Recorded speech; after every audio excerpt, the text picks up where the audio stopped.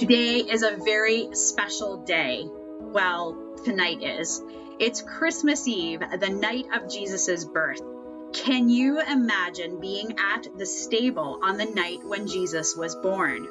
Mary and Joseph, they would have been there watching over their newborn son, all wrapped up so tiny and so amazing.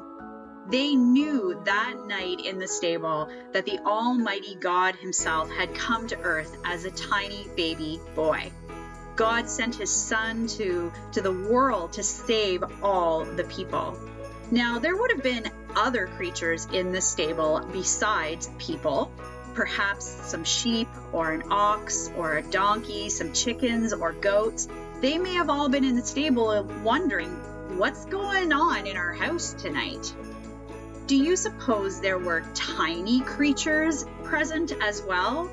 Tiny like ant tiny? There are ants all over the world, and I'm sure you have ants in your schoolyards or in your backyards at home.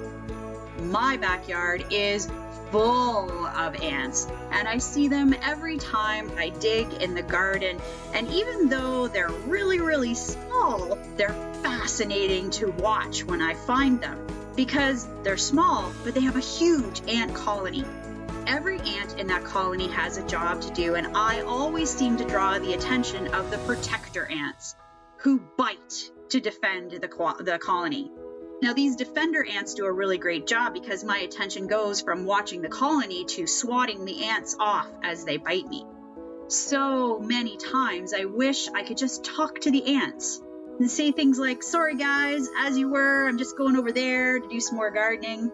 But how in the world could I talk to an ant? I mean, even if I got down on my belly in the garden and looked them square in the eye, they still wouldn't understand what I was saying.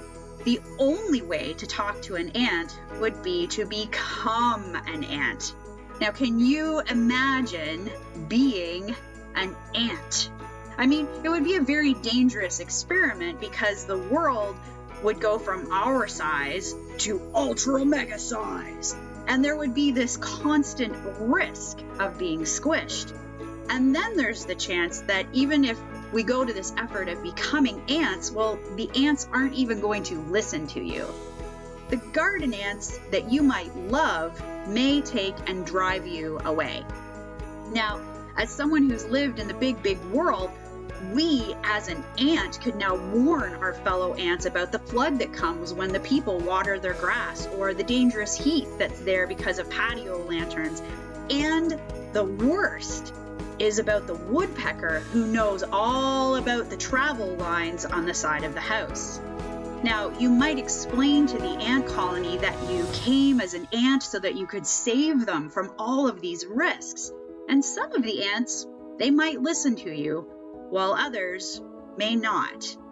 Becoming an ant would really be the only way to communicate with ants, but it wouldn't always be a guarantee. Today, we are reminded and we celebrate how the infinite Creator, the Almighty God, loved people of the world so much that he came to earth as a tiny baby so that he could talk to us.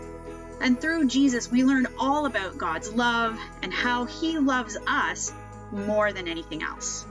So tonight, we welcome Mary's baby. We celebrate and we embrace the hope, peace, joy, and love of this Advent season.